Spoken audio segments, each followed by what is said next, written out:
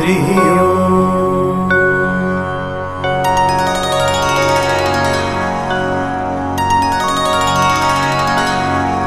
श्रीशं कमलपत्राक्षं देवकीनन्दनं हरिं सुतसम्प्राप्तये कृष्णं नमामि मधुसूदनं। नमाम्यहं वासुदेवं सुतसम्प्राप्तये हरिं यशोदाङ्कगतं बालं गोपालं नन्दनन्दनम्। अस्माकं पुत्रलाभाय गोविन्दं मुनिवन्दितं। नमाम्यहं वासुदेवं देवकीनन्दनं सदा। गोपालं डिम्भकं वन्दे कमलापतिमच्युतम्। पुत्रसम्प्राप्तये कृष्णं नमामि यदुपुङ्गवम्। पुत्रकामेष्टिफलदम् कञ्जाक्षं कमलापतिम्। देवकीनन्दनं वन्दे सुतसम्प्राप्तये मम। पद्मापते पद्मनेत्र पद्मनाभ जनार्दन। देहि मे तनयं श्रीश वासुदेव जगत्पते। यशोदाङ्कगतं बालं गोविन्दं मुनिवन्दितम्। अस्माकं पुत्रलाभाय नमामि श्रीशमच्युतम्। श्रीपते देवदेवेश दीनार्तिहरणाच्युत।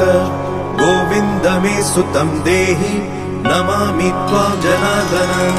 भक्तकामद गोविन्द भक्तं रक्ष शुभप्रद। देहि मे तनयं कृष्ण रुक्मिणी वल्लभ प्रभो। रुक्मिणीनाथ सर्वेश देहि मे तनयं सदा। भक्तमन्दार पद्माक्ष त्वामहं शरणं गतः। देवकी सुत गोविन्द वासुदेव जगत्पते। देहि मे तनयं कृष्ण त्वामहं शरणं गतः। वासुदेव जगद्वन्दय श्रीपते पुरुषोत्तम। देहि मे तनयं कृष्ण त्वामहं शरणं गतः। कञ्जाक्ष कमलानाथ परकारुरुणिकोत्तम्। देहि मे तनयं कृष्ण त्वामहं शरणं गतः। लक्ष्मीपते पद्मनाभ मुकुन्द मुनिवन्दित। देहि मे तनयं कृष्ण त्वामहं शरणं गतः। कार्यकारणरूपाय वासुदेवाय ते सदा। नमामि पुत्रलाभार्थं सुखदाय बुधाय ते। राजीवनेत्र श्रीराम रावणारे हरे कवे। तुभ्यं नमामि देवेश तनयं देहि मे हरे। अस्माकं पुत्रलाभाय भजामि त्वां जगत्पते।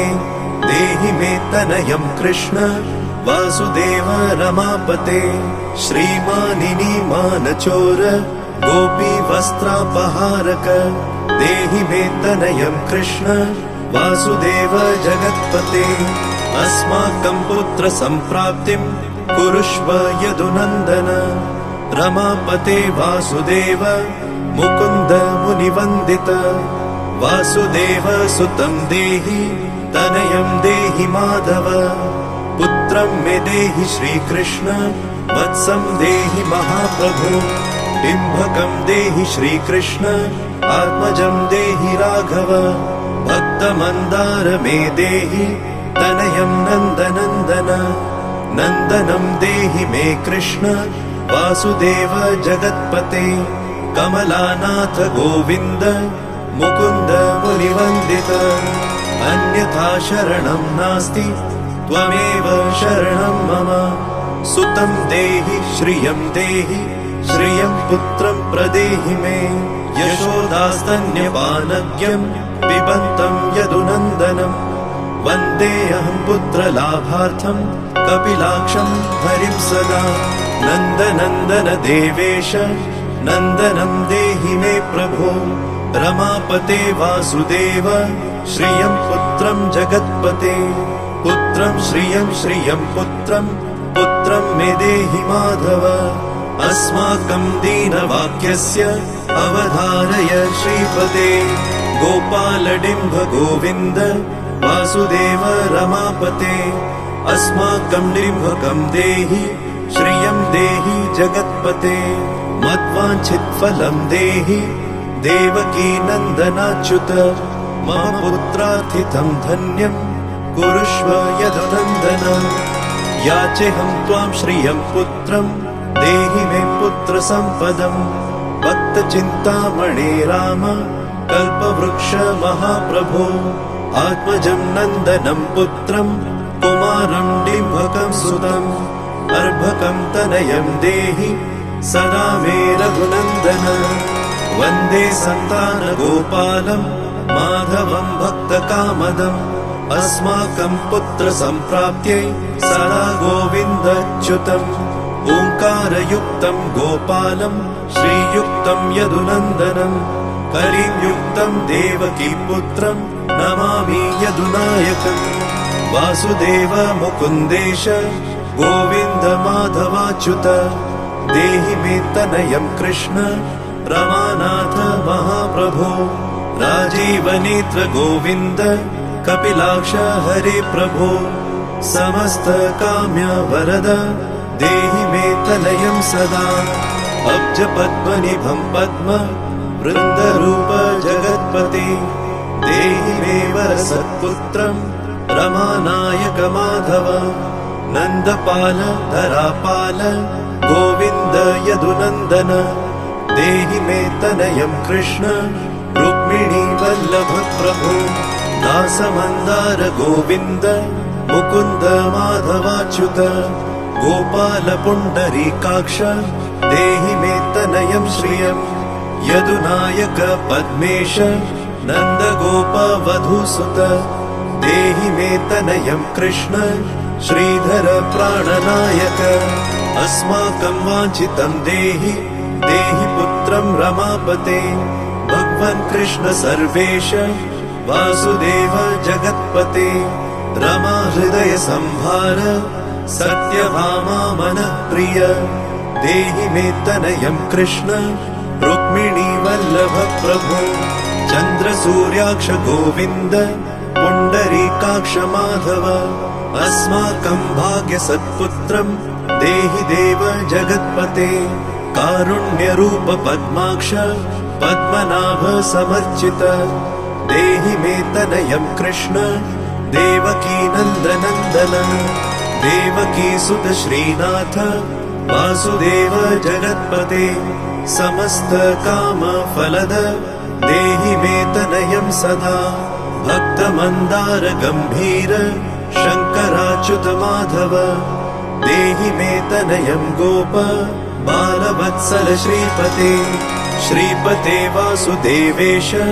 देवकी प्रियनन्दन भक्तमन्दार मे देहि तनयं जगतां प्रभो जगन्नाथ रमानाथ भूमिनाथ दयानिधे वासुदेवेश सर्वेश देहि मे तनयं प्रभो श्रीनाथ कमलपत्राक्ष वासुदेव जगत्पते देहि मे तनयं कृष्ण त्वामहं शरणं गतः दासमन्दार गोविन्द भक्तचिन्तामणे प्रभो देहि मे तनयं कृष्ण त्वामहं शरणं गतः गोविन्द पुण्डरीकाक्ष रमानाथ महाप्रभो देहि मे तनयं कृष्ण त्वामहं शरणं गतः श्रीनाथ कमलपत्राक्ष गोविन्द मधुसूदन मत्पुत्र फलसिद्धयर्थं भजामि त्वां जनार्दन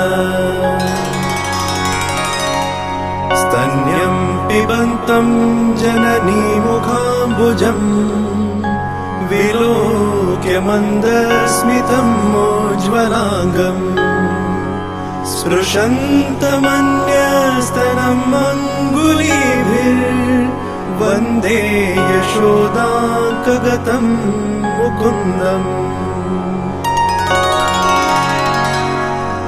याचेऽहं पुत्रसन्तानं भवन्तं पद्मलोचन देहि मे तनयं कृष्ण त्वामहं शरणं गतः अस्माकं पुत्रसम्पत्ते चिन्तयामि जगत्पते शीघ्रं मे देहि दातव्यं भवता मुनिवन्दित वासुदेव जगन्नाथ श्रीपते पुरुषोत्तम कुरु मां पुत्रदत्तं च कृष्णदेवेन्द्रपूजित कुरु मां पुत्रदत्तं च यशोदाप्रियनन्दन मह्यं च पुत्रसन्तानं दातव्यं भवता हरे वासुदेव जगन्नाथ गोविन्द देवकीसुत देहि मे तनयं राम कौसल्या प्रियनन्दन पद्मपत्राक्ष गोविन्द विष्णो वामन माधव देहि मे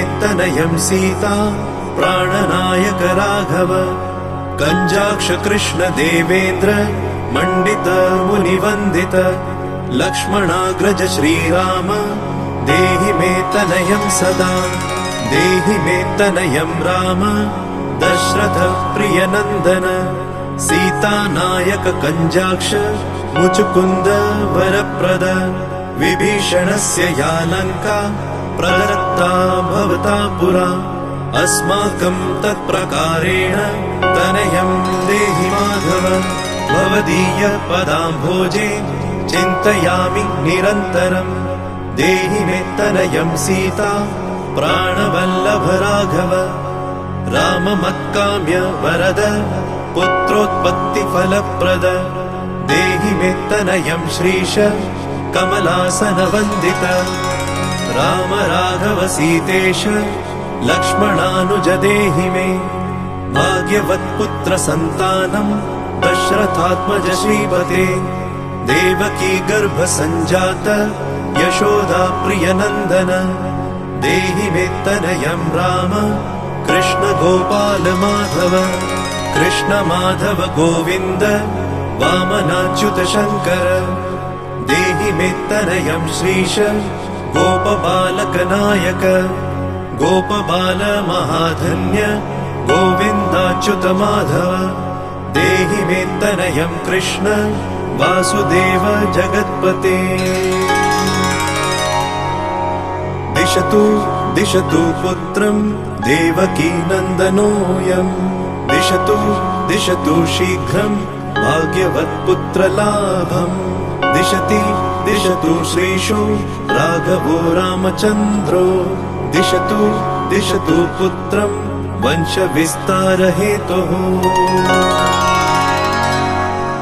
दीयतां वासुदेवेन तनयो मत्प्रियः सुतः कुमारो नन्दनः सीता नायकेन सदा मम राम राघव गोविन्द देवकी सुत माधव देहि मे तनयं श्रीश गोपबालक नायक वंशविस्तारकं पुत्रं देहि मे मधुसूदन सुतं देहि त्वामहं शरणं गतः ममाभीष्टसुतं देहि कंसारे माधवाच्युत सुतं देहि त्वामहं शरणं गतः चन्द्रार्ककल्पपर्यन्तं तनयं देहि माधव सुतं देहि त्वामहं शरणं गतः विद्यावन्तं बुद्धिमन्तं श्रीमन्तं तनयं सदा देहि मे तनयं कृष्ण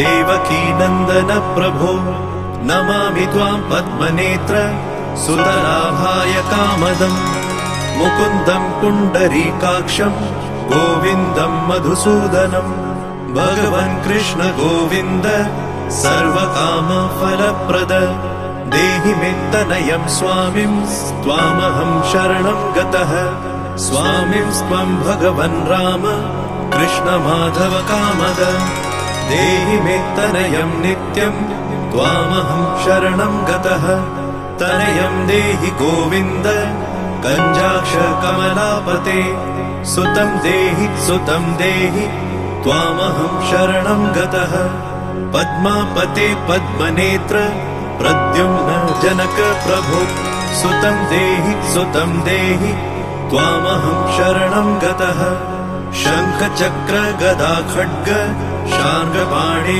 रमापते देहि मे तनयं कृष्ण त्वामहं शरणं गतः नारायण रमानाथ राजीवपत्रलोचन सुतं मे देहि देवेश पद्मपद्मानुवन्दित राम राघव गोविन्द देवकी वरनन्दन रुक्मिणीनाथ सर्वेश नारदादि सुरार्चित देवकी सुत गोविन्द वासुदेव जगत्पते देहि मे तनयं श्रीश गोपबालकनायक मुनिवन्दित गोविन्द रुक्मिणी वल्लभ प्रभो देहि मे तनयं कृष्ण त्वामहं शरणं गतः गोपिकार्जित पङ्केज मरन्दासक्तमानस देहि मे तनयं कृष्ण त्वामहं शरणं गतः रमा हृदय पङ्केज लोलमाधव कामद ममाभीष्ट सुतं देहि त्वामहं शरणं गतः वासुदेव रमानाथ दासानां मङ्गलप्रद देहि मे तनयं कृष्ण त्वामहं शरणं गतः कल्याणप्रद गोविन्द मुरारे मुनिवन्दित देहि मे तनयं कृष्ण त्वामहं शरणं गतः पुत्रप्रद मुकुन्देश रुक्मिणी वल्लभ प्रभु देहि मे तनयं कृष्ण त्वामहं शरणं गतः पुण्डरीकाक्ष गोविन्द वासुदेव जगत्पते देहि मे तनयं कृष्ण त्वामहं शरणं गतः दयानिधे वासुदेव मुकुन्द मुनिवन्दित देहि मे तनयं कृष्ण त्वामहं शरणं गतः पुत्रसम्पत्प्रदातारं गोविन्दं देवपूजितं वन्दामहे सदा कृष्णं पुत्रलाभप्रदायिनं कारुण्यनिधये गोपी वल्लभाय मुरारये नमस्ते पुत्रलाभार्थं देहि मे तनयं विभो नमस्तस्मै रमेशाय रुक्मिणी वल्लभाय ते देहि मे तनयं श्रीश गोपबालकनायक नमस्ते वासुदेवाय नित्यश्रीकामुकाय च पुत्रदाय च सर्पेन्द्र शायिने रङ्गशायिने रङ्गशायिन् रमानाथ मङ्गलप्रद माधव देहि मे तनयं श्रीश गोपबालकनायक दासस्य मे सुतं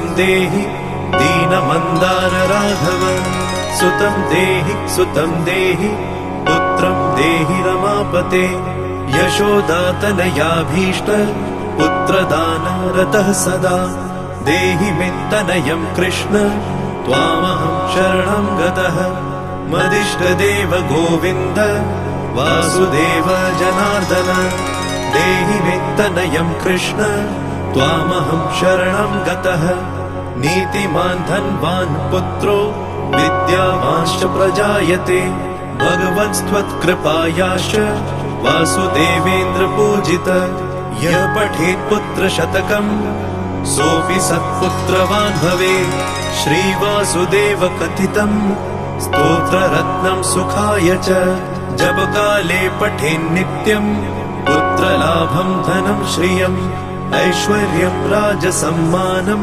सद्यो याति न संशयः इति सन्तानगोपालस्तोत्रं सम्पूर्णम्।